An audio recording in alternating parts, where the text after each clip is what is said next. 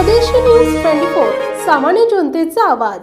लोकसभा सार्वत्रिक निवडणुकीसाठी दुसऱ्या टप्प्यात परभणी लोकसभा मतदारसंघासाठी शुक्रवार रोजी मतदान शांततेत आणि सुरळीत पार पडले। परभणी लोकसभा मतदारसंघामध्ये अंदाजे सरासरी एकूण अंदाजे 60.9% मतदान झाल्याची माहिती जिल्हा निवडणूक निर्णय अधिकारी रघुनाथ गावडे यांनी दिली आहे।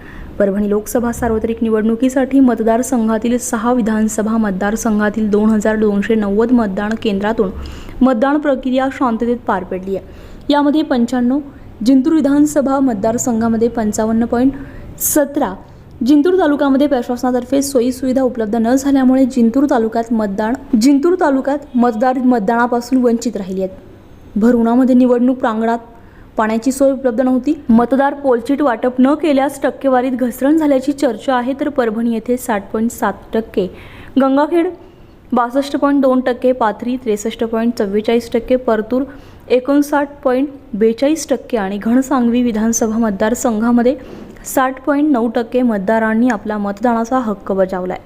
परभणी लोकसभा मतदारसंघामध्ये सरासरी एकूण अंदाजे 60.9% मतदान झालंय। परभणी लोकसभा मतदारसंघातील 6 विधानसभा मतदारसंघातील सर्व मतदान यंत्र कडक सुरक्षेत वसंतराव नाईक मराठवाडा विद्यापीठ परभणी येथील कृषी अभियांत्रिकी महाविद्यालयातील स्ट्रॉंग रूम्समध्ये सुरक्षितरित्या आणण्यात आले आहेत। आलेली सर्व मतदान यंत्रे आयोगाचे निरीक्षक, जिल्हा निवडणूक निर्णय अधिकारी, सहाय्यक निवडणूक निर्णय अधिकारी, उमेदवार आणि उमेदवारांच्या प्रतिनिधींच्या उपस्थितीत सील करण्याची प्रक्रिया सुरू असल्याची माहिती जिल्हा निवडणूक निर्णय अधिकारी रघुनाथ गावडे यांनी दिली आहे। स्वदेशी न्यूजसाठी अजमत खान पठाण, जिंतूर।